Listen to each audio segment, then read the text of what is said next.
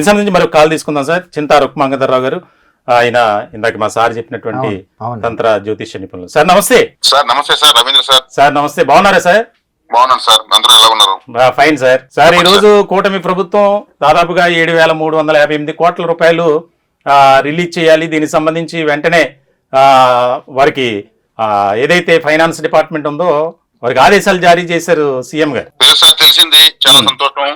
మీకు మీ ఛానల్ కి, మన నెంబర్ 1 ఛానల్ కి, మన సుధాకర్ నాయుడు సార్, ఎంఎస్ఆర్ గారికి మీ దక్కుతుంది క్రెడిట్ మొత్తము. ఎందుకంటే రాష్ట్ర వ్యాప్తంగా కొన్ని వేల మంది రిటైర్డ్ ఎంప్లాయీస్ వాళ్ళ బాధలు పట్టించుకుని వాళ్ళు చేరదీసి హక్కును చేర్చుకుని ధైర్యం చెప్పి ప్రభుత్వానికి తెలియజేసి వాళ్ళకి ఈ రోజు ఇంత న్యాయం జరిగిందంటే పూర్తిగా నెంబర్ 1 ఛానల్ తప్ప ఈ మన ఈ రాష్ట్రంలో ఇంకెవరు దారి చూపలేదు, పట్టించుకోలేదు. ఇటువంటి కార్యక్రమం నిర్వహించి మేమున్నామంటూ భరోసా ఇచ్చి వాళ్ళ ధైర్యం చెప్పి ఇంత డబ్బులు మీరు రిలీజ్ చేయించారు. ఇంకా కూడా పెండింగ్ ఉన్న బకాయిలు కూడా మీరు మన ఛానల్ ద్వారానే మీరు ప్రభావితం చేసి ప్రభుత్వాన్ని ఆలోచింప చేసి తీసిస్తారని కూడా అందరికీ గట్టి నమ్మకం కలుగుతా ఉంది. చాలా సంతోషంగా ఉంది ఆ రోజు ఆ కార్యక్రమం పాల్గొనడము, వారందరి ఆవేదన వినడము, వాళ్ళు ఎన్నో కళలతో ఎదురు చూస్తున్నటువంటి డబ్బులకి ఈ రోజు ఈ మీరు దారి చూపించారంటే పూర్తిగా సార్ మీరు మీ స్టాఫ్ మన ఎంఎస్ఆర్ గారు పూర్తిగా కృషి చేశారు. మీరు ఈ రోజు చాలా చాలా సంతోషించిన విషయము.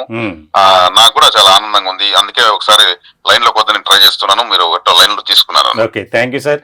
ప్రత్యేకంగా కూటమి ప్రభుత్వానికి కూడా ధన్యవాదాలు తెలియజేయాలి. ఎందుకంటే ఏదైతే ప్రభుత్వం కూడా వాళ్ళు స్పందించి ఇది న్యాయమైన విషయము, మనం ఇవ్వక తప్పదు, ఇవ్వడం మన బాధ్యత అని కూడా వాళ్ళు ఇవ్వడంతో వాళ్ళు కూడా అందరి మనసులు గెలుచుకోవాలని చెప్పొచ్చు. వాళ్ళు కూడా ప్రత్యేక ధన్యవాదాలు తెలియజేస్తున్నాను.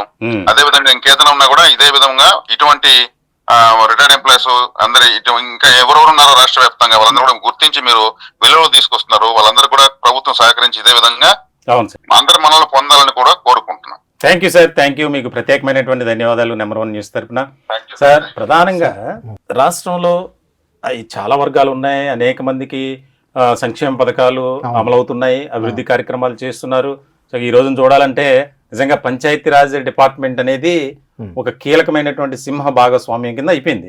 దేశంలోనే జాతీయ స్థాయిలో 5 పురస్కారాలను అందుకున్నారు. అవును, కరెక్ట్. ఏది పవన్ కళ్యాణ్ గారు నిర్వర్తించేటువంటి డిపార్ట్మెంట్ పంచాయతీరాజ్ శాఖ.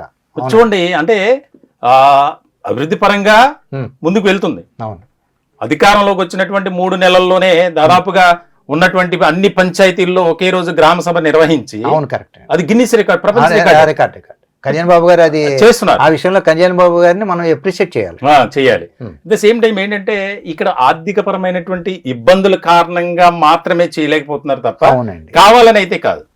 అలా అనుకోవచ్చు అంటారు. అయితే సార్ చిన్న మాట, మేము పెన్షనర్స్ 185% మంది కేవలం నెల పెన్షన్ల మీద ఆధారపడి జీవనం సాగిస్తున్నాం సార్. ఇందులో ఇది యథార్థం అండి, ఇందులో ఏ విధమైన సందేహం లేదు.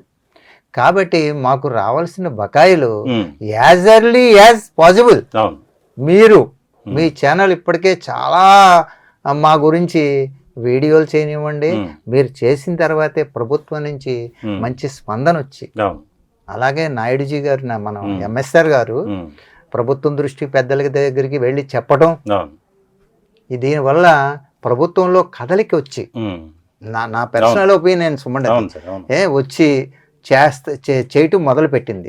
కానీ ఇప్పుడు పెద్దలు చెప్పారు చూడండి, ఇంకా 30,000 కోట్లు సుమారు రావాలి కదండి. దానికి ఒక రోడ్ మ్యాప్ వేసి ఒకే నెలలో ఒకేసారి ఇమ్మని మేము అడగట్లేదు కదండి.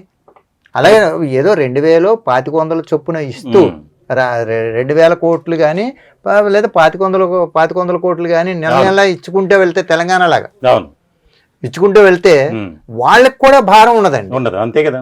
ఏమండి, సంక్షేమ కార్యక్రమాలు ఎలాగైతే చేస్తున్నారో అవి ఎలా నిధులు సమీకరిస్తున్నారో మాకు కూడా చేయమనండి. మేము కోరేది అదే, అంతే కదా. మేము చేయమనండి. ఎక్కడ కూడా ఏ కార్యక్రమానికి కానీ లేకపోతే సంక్షేమ పథకాలకు సంబంధించి అక్కడి నుంచో ఇక్కడి నుంచో ప్రపంచ బ్యాంక్ నుంచి ఎక్కడి నుంచి మొత్తానికి అయితే తీసుకొస్తున్నారు కేంద్రం సపోర్ట్ తోను. అవును, మరి దానికి సంబంధించి అలాగే చేయాలి అనేది ప్రతి ఒక్కరి అభిప్రాయం అదే. కానీ ప్రభుత్వం ఆ రకమైనటువంటి ఆలోచన చేయట్లేదు.